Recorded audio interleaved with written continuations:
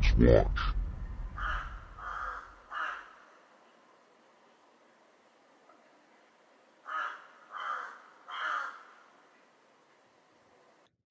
Hello, and welcome to the very first episode of The Ravens Watch. I am your host, The Raven, also known as David Lee Corbo. This is my government name. Thank you so much for joining me, guys. I'm very excited to be here. This show is going to be much more of an interview-based show. I'll be interviewing guests about their paranormal experiences, their area of expertise when it comes to esoteric occultism, conspiracy theory, paranormal, everything that you can imagine is under that umbrella. Uh, in order for you to get to know me and understand what put me on this path in the first place, I'm going to share with you some of my experiences. Some of the bigger ones, at least, the ones that really sort of uh, sparked my intrigue as a younger person and ultimately is responsible for leading me down the path that leads me here to you. So, let's start with, and just so you know the nature of these, so you know that they're not going to be super boring. Like I saw, and not that there's anything wrong with this, but like I saw some lady in a white dress in a window one time, and now suddenly I'm balls deep in the occult. That is not the case. So I've had everything from UFO experiences, alien encounters, demonic entities, shadow people, all that, sleep paralysis, the Hat Man. So I'm going to tell you a couple of those today, and hopefully that helps you to understand me as the host of the show. All right. So one of my earliest experiences that I would say is most meaningful because I had a lot of experiences as a kid, but they're little blips, and I'm sure they'll come out as the podcast goes on. But for now, we're going to stick to some of the more impactful ones. So, when I was about 12 years old, I lived in a small town in New Jersey called Carteret. And Carteret was a small suburb. Within Carteret, there was a small cluster of, we called it the woods. My friends and I called it the woods. It was not the woods, it was a small patch of trees that, you know, you could hide from prying eyes in and do all kinds of crap that kids probably shouldn't be doing, right? So, and I think that's kind of normal. Everybody as a child, I'm talking 11 years old, 12 years old, you sort of find the nooks and crannies of your hometown, and that's where you hang out. We would hang out under bridges and things like that. So, one day we're in this small wooded area, and within that small wooded area, there was a creek, and next to that creek grew tall grass. And so, as children, we used our feet to flatten out the tall grass and create paths through it. So one day, my friend and I, Shane, his name was,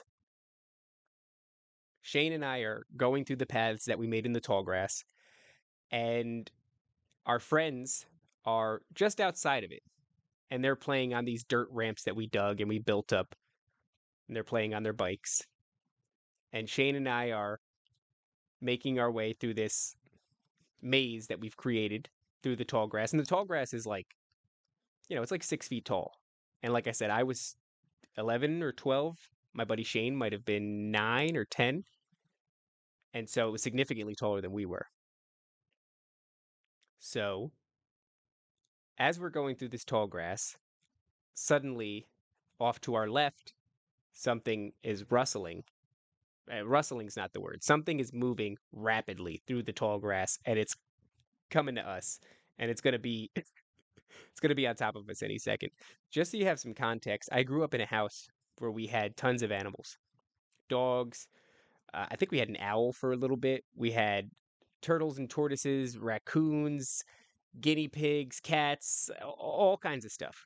My mother was the Dr. Doolittle of Elizabeth, New Jersey. So I was very familiar with animals. Um, and I wasn't scared of them either. My mother always taught me not to be afraid of dogs. And for good reason. If you run from them, you trigger that prey instinct, they're going to chase you. I always knew that. So I sort of expected And mind you, this happened very fast. For whatever this was to be a dog, it's the only thing that makes sense. Carteret is, like I said, a suburb. And we had the occasional deer, which was not very common when I was a child, but it happened. So wildlife was scarce. And this thing, it was moving fast and heavier than a raccoon or anything like that. But look, to be honest, I didn't think that much. This happened very quickly. Probably thought dog. This thing is running towards us, and my friend and I recoil and we grab one another, Shane and I, and we just sort of stiffen up. And before you know it, this thing is on us already. So, like I said, we're stomping paths through the tall grass. These paths are not that wide. We're making them by flattening the tall grass with our feet. And suddenly, this thing is right in front of us. It reveals itself onto the trail, still in a full sprint. And what I saw was bipedal. Excuse me. What I saw was bipedal and small, like a toddler small. I'm talking, a 4 or 5 year old. And it was fast and it was dark. So, as a 11-year-old,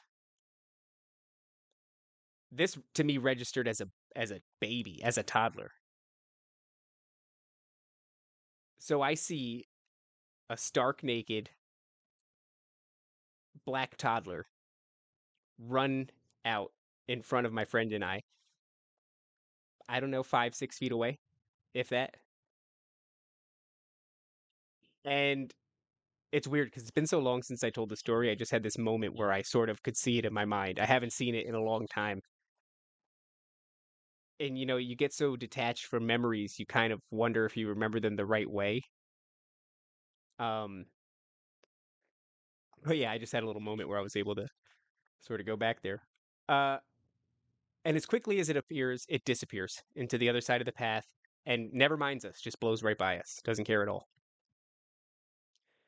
And my friend Shane and we snap out of it. We run out of the tall grass, past our friends, down the street, out of the woods, all the way to the park. And then for a while it remained this story that I would tell people. Like, we saw a butt naked black baby in the woods running through the tall grass.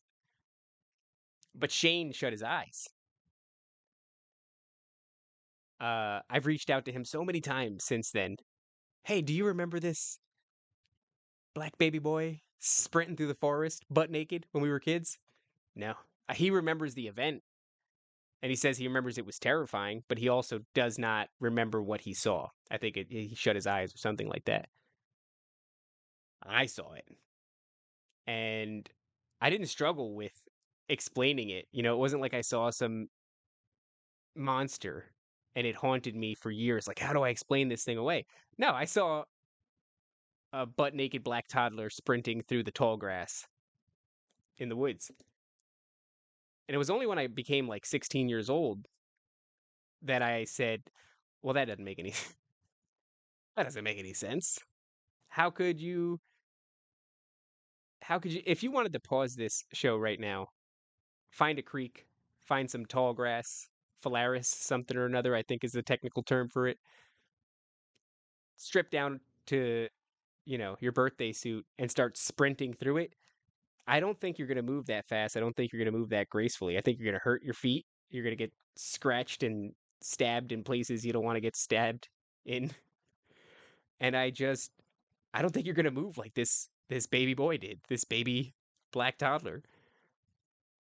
And uh, that started to not sit right with me. And there was only certain aspects or certain attributes, characteristics of this child that I was certain about. The things that I was certain about was it was bipedal. Because I'm really trying to rationalize this. And I'm always been open to the idea that I'm wrong. Uh, wouldn't be the first time, but there were certain things that I could say for certain or definitively. He was bipedal. He is a stretch. I didn't see a dong, uh, thankfully. So that's an assumption right there. But bipedal is the truth. Uh, black, almost dark gray, like a charcoal gray. This is daytime, by the way. This was not nighttime.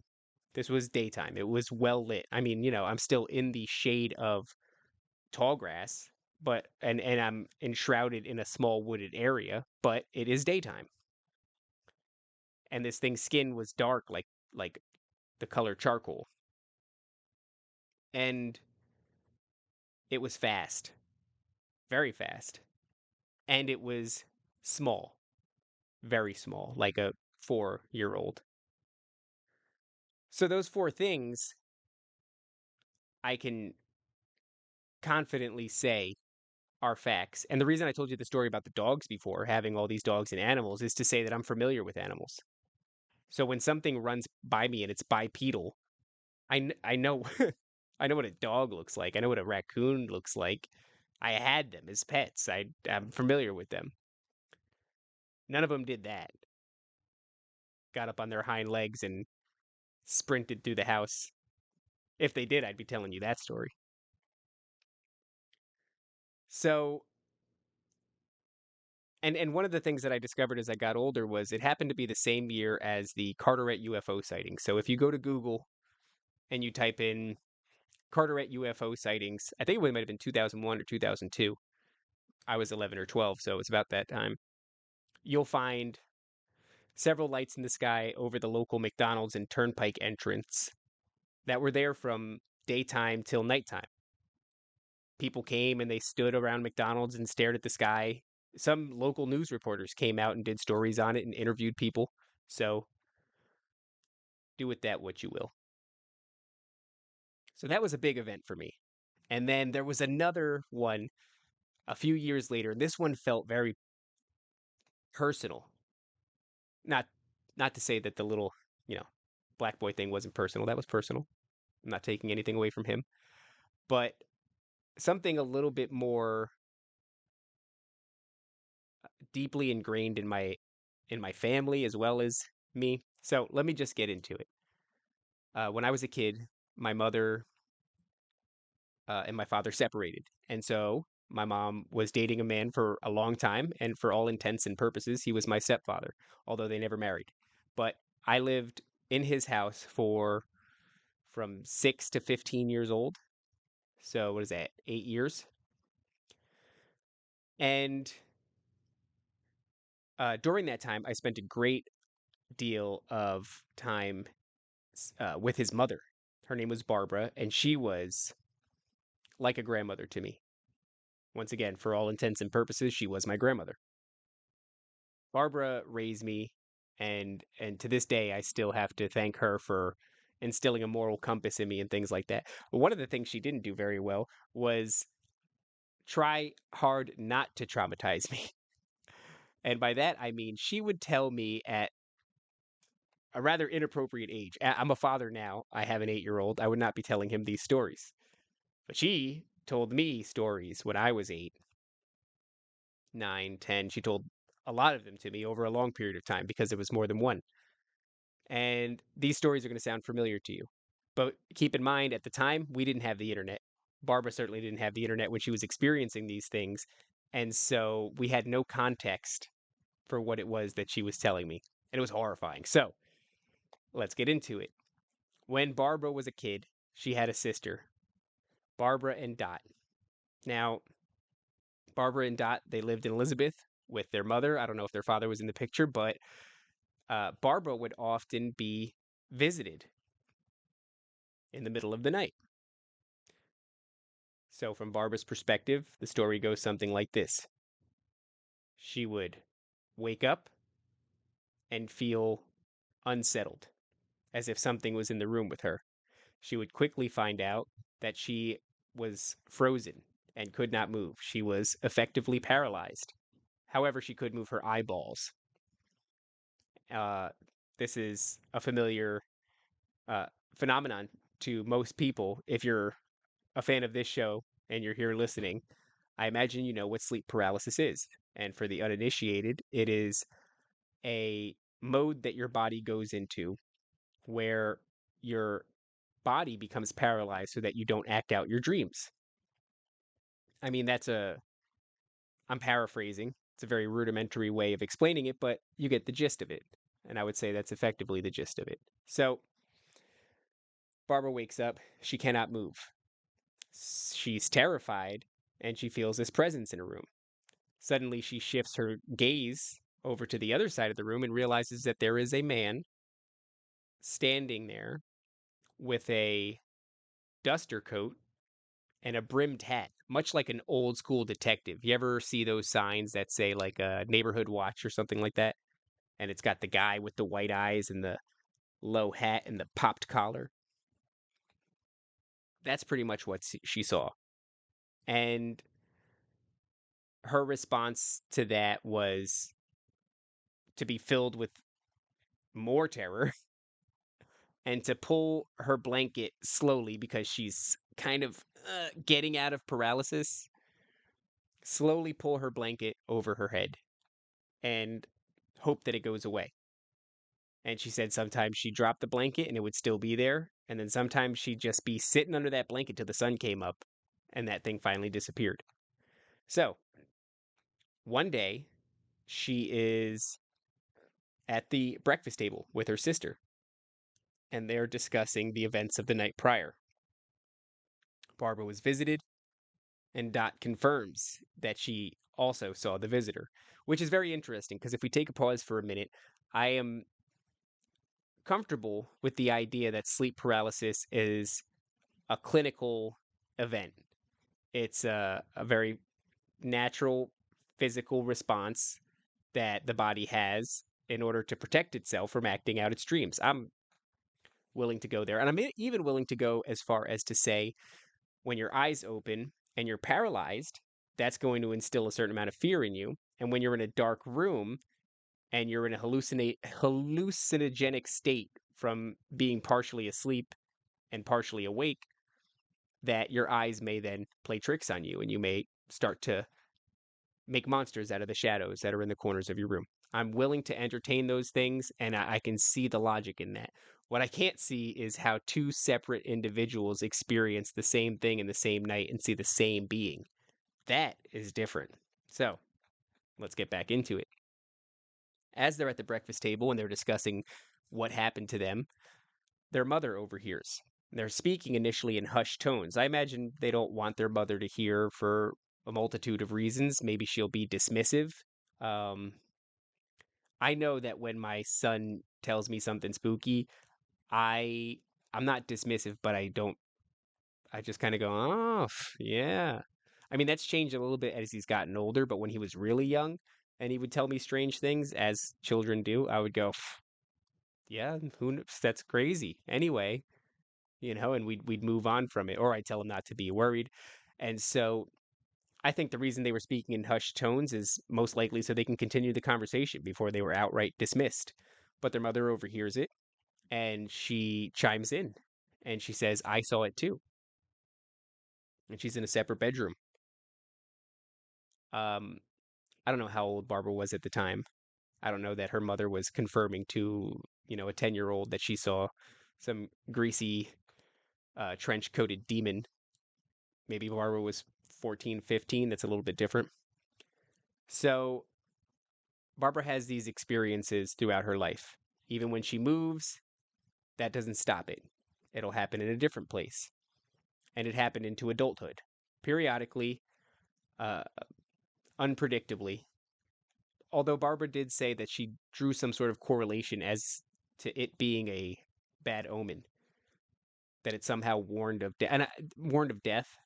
And I imagine that that's because, shortly after she experienced it, she probably had a death of a close loved one or a close friend. So that was the correlation that Barbara drew. Now, these are the stories that flavor my childhood. Fast forward to when I'm 16 years old, and one of my aunts is telling me a story about my biological grandmother who passed when I was 6. Now, the story goes something like she was often visited by small shadow people. And when they visited her, she would be unable to move off of the bed. She'd be paralyzed. Those are my words, not my aunt. She just said she wouldn't be able to move. And as well as small beings, there was a bright white light, very powerful light that would rise up into her window, and she would scream for her mother to come. Her mother would come up the stairs, open the door, and before they could get in the room, this thing would shoot out of the window, effectively making my grandmother look crazy. Uh, Now, the story gets much more interesting when my aunt tells me, yeah, she said she figured out what was going on with her. She said that she read a book and that uh, she begged your mother not to read that book.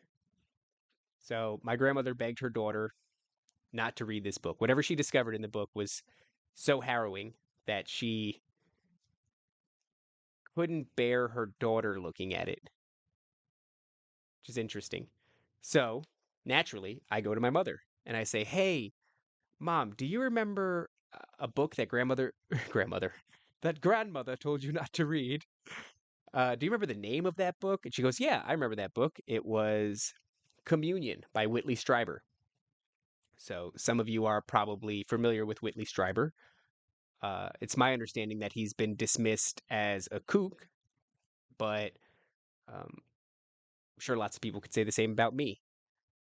So I go ahead and head over to the local Barnes and Nobles and I acquire said book, Communion by Whitley Strieber, and I start to read it, which I never went out of my way at that age. What did I say, 16, to read a book? I might have been a little bit older actually. I might have been about 18 because I remember I had a job as a security guard. And if I was a 16-year-old as a security guard, that place was not well secured. Um, but either way, I get the book from Barnes and Nobles and I start to read it. I love how easily my mother gives up the beans, right? She never read it for herself, but she was like, "Yeah, oh yeah, that's what it's called." So I get the book and I start reading it, and it turns out that Communion by Whitley Strieber is, if I'm remembering correctly, it's an amalgamation of different abductee experiences that Whitley Strieber has uh, kind of bunched together and put into book form. And he's trying to draw correlations between all the experiences. And there's also a fair bit of regressive hypnosis involved, which a lot of people will tell you that regressive hypnosis is a very faulty method of remembering uh, potentially traumatic events because when you're in a state of hypnosis, you're very open to suggestion. And so it's very dependent on the psychiatrist, psychologist. I'm not smart enough to tell you the difference between the two of them, but it's very dependent on them to be careful in the ways that they nudge you because you could fabricate an entire story based off of them kind of guiding you down this path verbally. So either way, within the book, there's these regressive hypnosis accounts and there's these abduction accounts, and there's quite a many of them. And he gets the best ones together and starts to draw these threads that all of these abduction experiencers have in common. In other words, almost a checklist. Well, when you were abducted, did you experience this? Did you experience that? Did you experience that? And then eventually it starts to paint a bigger picture the more evidence you get together. And a lot of the attributes of what they experience sounded a lot like Barbara. I mean, when we're talking about the paralysis, uh, being visited by an entity, a shadow person, this unbelievable feeling of terror that you've never felt in your life. And then, of course, for my grandmother, the bright white light in her window, the presence of small shadow people. So there's all these common threads, and I'm starting to see this bridge between two women that have never met. My grandmother, biological grandmother, passed away when I was 6, and then at 7, I met Barbara, and she continued to be my grandmother for the time. And yet they have the same they have the same story practically. And maybe it varies, and maybe a Hat Man experience isn't exactly the same thing as an alien abduction, but at the time, 17, 18 years old, the internet was just starting to get to the point where, like, those stories, you could find them. You could find a lot of people talking about them, whereas 4 years ago there wasn't. So Whitley Strieber, he draws all these connections, and it lights me up. I've got to start asking people now, have you ever seen something like this? Have you ever seen something like a man with a hat, and he's a silhouette? Not, by the way, you can't see his face. I don't know if I mentioned that. You can't see his face. He is a silhouette.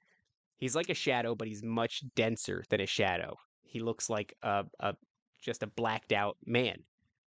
And so do the shadow people. So I start asking around. I find out my father sees him regularly.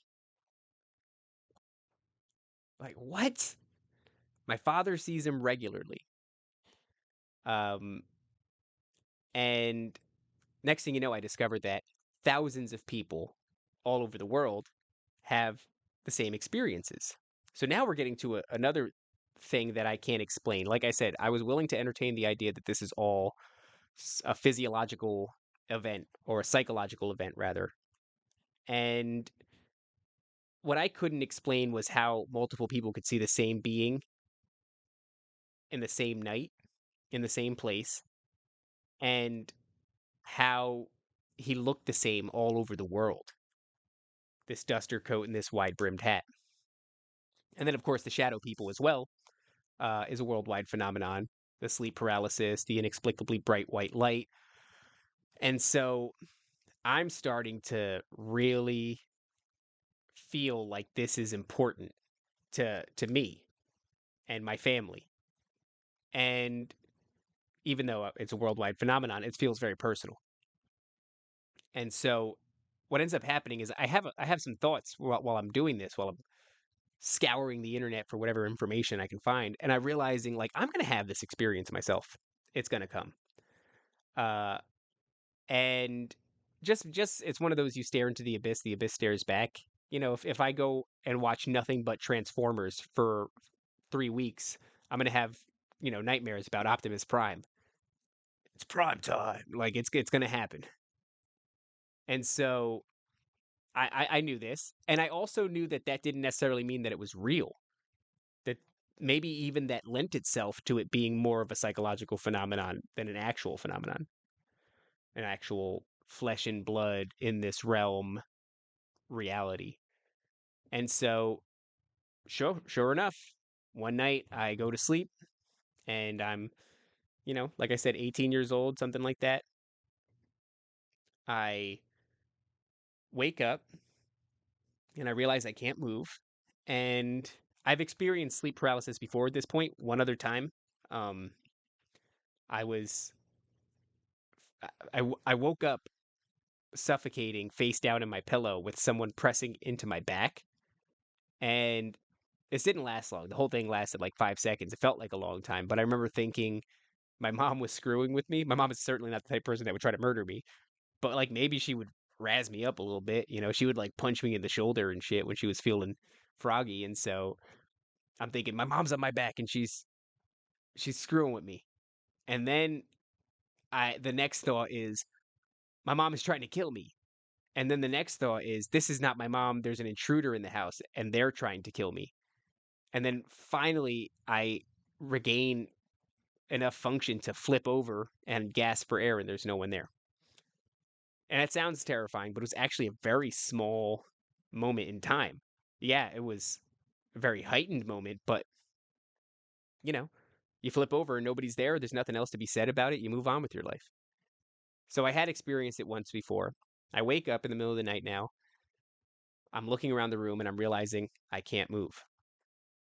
And I'm thinking very coherently. I kind of go to myself like, okay, we knew this was going to happen. Let's and then before I could even finish that thought, the shadow of a man walks across the room.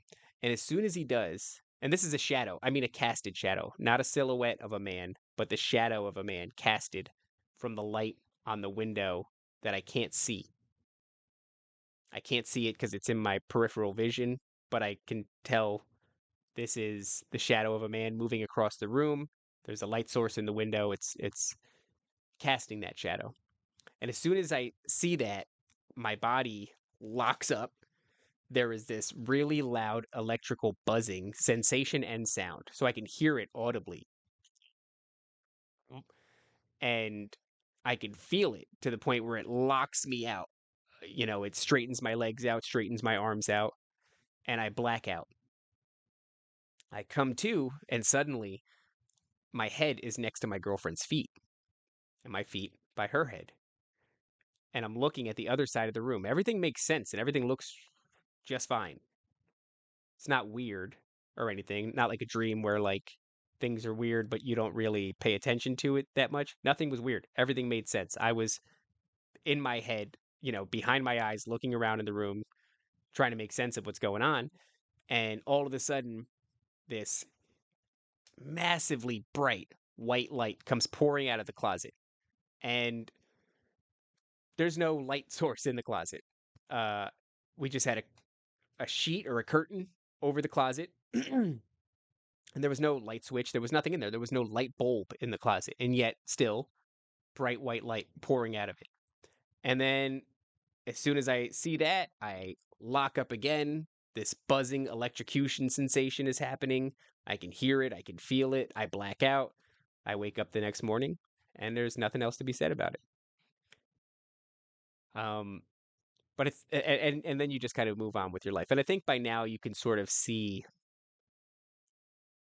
what would make me so interested. I mean, when your grandmother, your step grandmother, your father, you, thousands of other people on the internet are all having this shared experience, it becomes very interesting.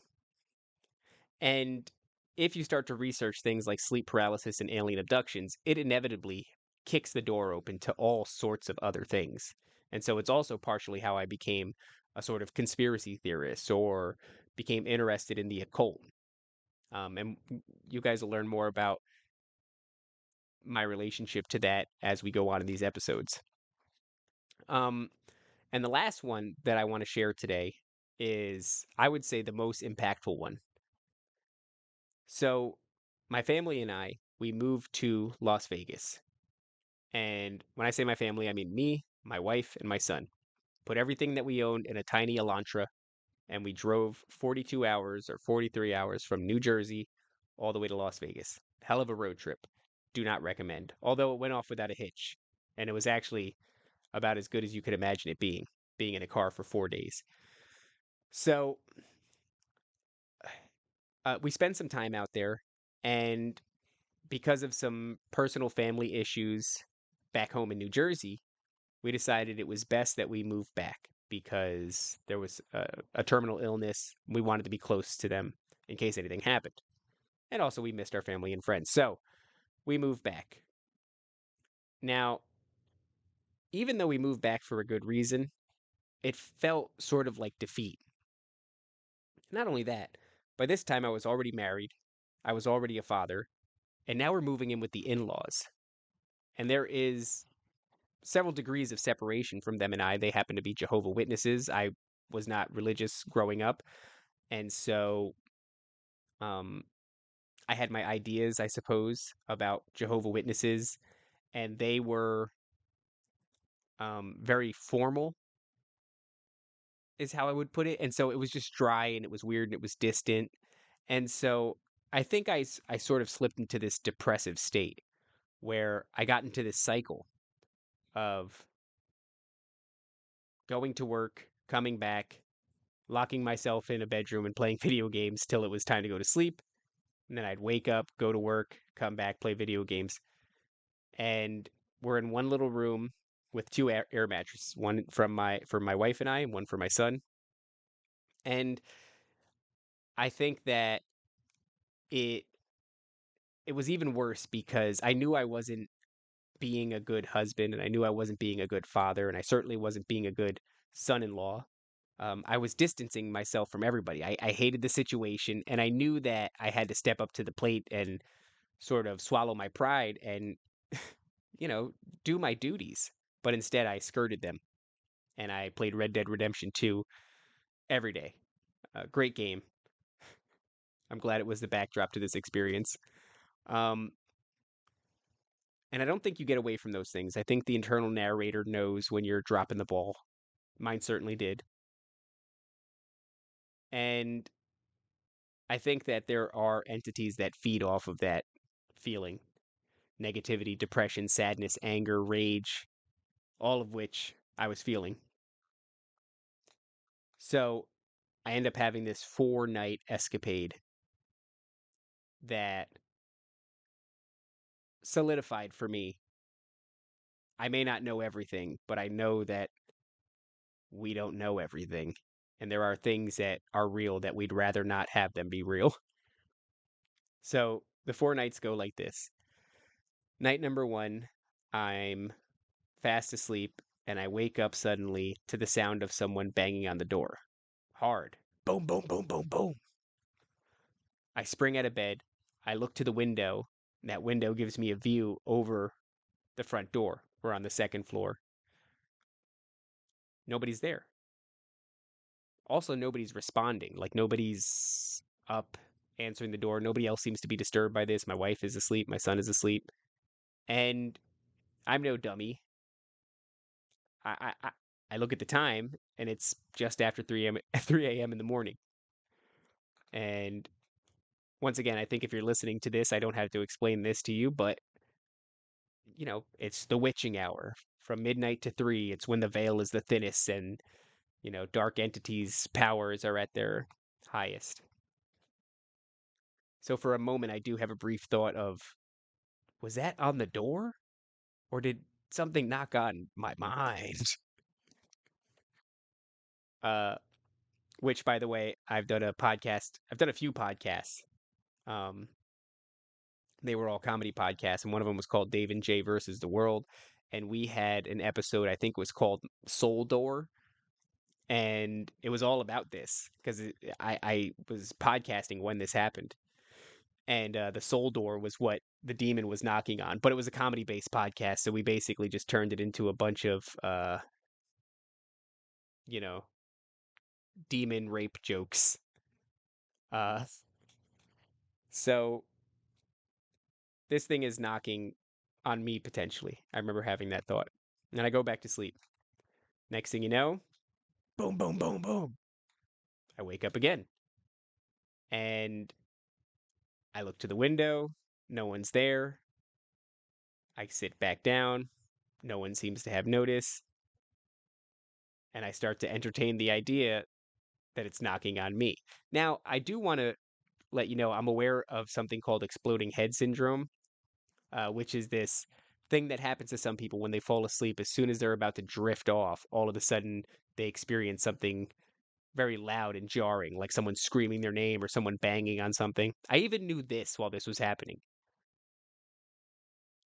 because, I had delved into all this sleep paralysis, stuff for years, and these things come up. I go back to sleep, and it happens a third time. And on the third time, I open my eyes and I just kind of sigh and I go back to sleep. And I think that's all that happened the first night. It was very unsettling, but I didn't bring it up or talk to anybody about it because I didn't want anybody to worry. And by anybody, I mean my wife. I didn't want to scare my son. I kept it to myself. Really wasn't that significant in any way. I had exploding head syndrome 3 times in a row. Night two, I'm sleeping and suddenly I feel someone yank my arm up into the air. And I wake up and my arm kind of falls and I look around the room and you have a couple of thoughts. I know that sometimes people jerk in their sleep. My father did quite a bit of that. Um, and so, you know, I didn't think that at the time. I just thought a lot of people move around in their sleep. I go back to sleep, my arm gets yanked up in the air again. I'm making this connection, like, things knocking on my mind. And now it's pulling me off the bed, but there's nothing to do. It's late. I don't know. I can't say for certain I checked the clock this time and knew what time it was, but it was late and there's nothing to do. You just tuck your arms and you go back to sleep. And all of a sudden, my ankle gets pulled off the bed and I fall back asleep. And then my ankle gets pulled again and I fall back asleep. And I still don't say anything to anyone. That's the end of that night. And I mean, what do you say? Anything I say is going to worry my wife. I certainly don't want my son to overhear it.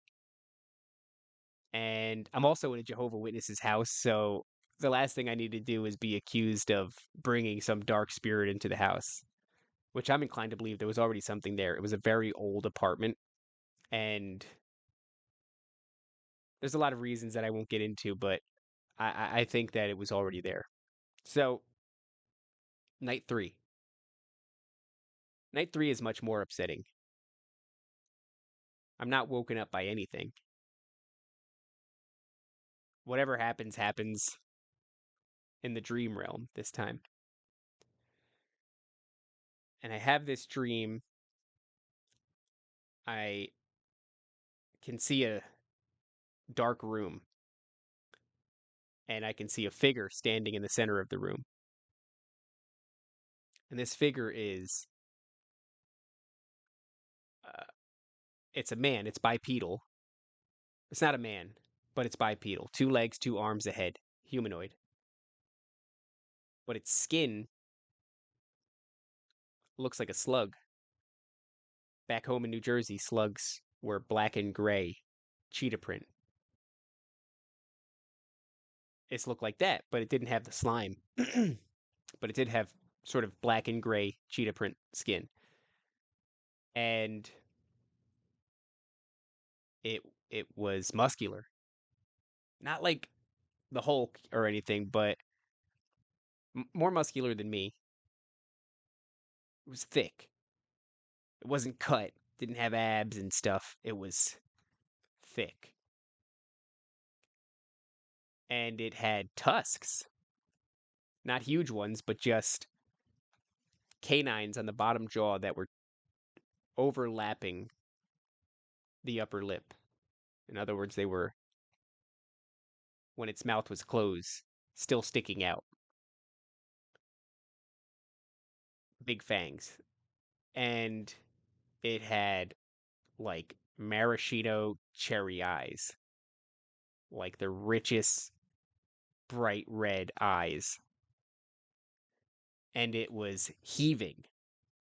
Like somebody so mad that they're breathing through clenched teeth and their chest is heaving, it's expanding and contracting, and it's a full body movement. That's what this thing is doing. It's looking at me and it's just boiling over with rage. And all around its legs is this thick, swirling black mist. And I remember seeing it for a while. Nothing happened. It's just this thing's breathing, and I'm looking at it in this dark room. The room is void of anything. It wasn't a room like there was windows and furniture. It was just a void space. A room insinuates there was walls and a cap, like a ceiling. There was none of that. It was an endless expanse in either direction, but that wasn't the point. The point was what was happening right in the center. And I don't remember how it ends or anything like that, but I wake up and when my wife wakes up, she tells me that she had a nightmare that she was paralyzed and she couldn't move anything but her neck a little bit. And she looks over to me, and on my chest, pinning me down into the bed, is this monster with red glowing eyes. And when she says that, it's a bummer, dude. There's not a lot of good things happening when you hear that from your wife, but you still have an obligation to not freak her out. So I keep it to myself and I just go, wow, that's crazy. And I'm doing a lot of thinking at this point. I'm thinking about it like all day. What do I do about this? It's going to happen again. That really sucked, is the idea that it's going to happen again. But I didn't say anything. I just listened to her story and I said, wow, that's crazy. So the fourth night, it's actually pretty decent, man. Nothing happens. I go to sleep. I wake up. My wife wakes up. Everything's good. My son is on an air mattress to the right of me, and he starts crying even before he wakes up. Before he gets up, he's bawling, and he sits up in bed. We console him, only to find out that the reason he's so upset is because he has a nightmare about a monster with glowing red eyes. And I'm telling you, dude, that was the straw that broke the camel's back. You want to talk about desperation? I was already afraid, and I was already concerned because now my wife is experiencing it. But now for it to extend to my son, I was desperate for it to stop. And so I did pretty much the only thing that I could think to do, which was the night of the fifth night before I went to sleep, I prayed to Jesus Christ to stop this and to protect my family. And sure enough, that was it. That particular thing never happened again. And I didn't grow up religious, but man, who would I be if I ever tried to deny Jesus Christ? It would be the biggest L anybody could take. It's like, yeah, dude, I saved you from greasy demons. And I'm like, yeah, thanks. And then next time I get the opportunity, I don't really believe in them. There's 100% something there. And I've used that several times since then. Um, and I'm sure you'll end up hearing those stories as this goes on. But I think it's I think it's okay to say by this point in my life, I know these things are real. Um, I've had a UFO experience. I'm sure you'll hear as the show goes on. Plenty of shadow people stuff, even in the home that I'm currently in, where I am a pretty recently new homeowner in the state of Florida now. Even here, there's been things that other people have seen and correlated with me, and I mean all sorts of things. I got stories, guys. I got a lot of interesting stories, and I got a lot of interesting information knocking around in the old noggin. Um, Soon, I believe I'm going to have a couple of different episodes. We're going to talk about flat Earth. We're going to talk about QAnon. We're going to talk about alien abductions with an actual alien abductee. We're going to talk about numerology and astrology, all sorts of stuff. And and we're going to hear a lot of people's paranormal experiences. And I'm really excited to be starting this journey. And I hope that you'll go on it with me. Thank you guys so much for tuning in to the very first episode of The Ravens Watch. I am your host, David Lee Corbo, aka The Raven. And don't forget to leave a review on Apple Podcasts, Spotify, wherever it is that you're listening to podcasts. If you're watching this on YouTube, uh, leave a comment, upvote the video, subscribe, and don't forget to follow me on Twitter at David_Lee_Corbo. Follow me on Instagram at The Ravens Watch on Instagram. We have a Reddit page. It's r/The Ravens Watch, and there we can drop all kinds of stories and theories. And I'm also I've got a Discord up. The link for that will be in the description in the bio, and there we can talk personally. Um, we've got subcategories for conspiracy theory, for paranormal experiences, all kinds of stuff, and we'll be able to communicate with one another there. And we're going to turn this into something cool. And as I learn all these different stories and all these different conspiracy theories and topics, esoteric knowledge and hermetic principles and, Freemasonry and all this stuff, you're going to learn it too, right alongside with me. So, once again, thank you for tuning in. I hope you enjoyed the episode, and I hope to see you next time on The Ravens Watch. Bye bye.